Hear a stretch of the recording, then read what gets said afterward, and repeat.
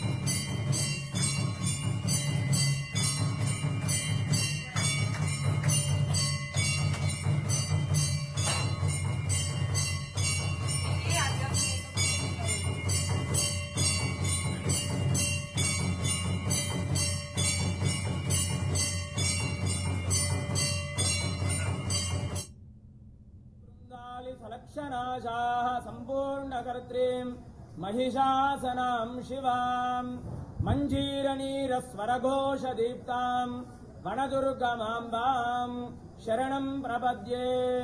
श्री ఏడుపాయల వనదుర్గా భవానీ దేవస్థానం అమ్మలగన్న అమ్మ ముగ్గురమ్మలకు మూలమైనటువంటి వనదుర్గా అమ్మవారు ఈ రోజు ఉదయాన్నే విశేషమైనటువంటి అభిషేకం, తదనంతరం అమ్మవారికి విశేషంగా తెల్లని పుష్పాలతో అలంకరించడం జరిగింది.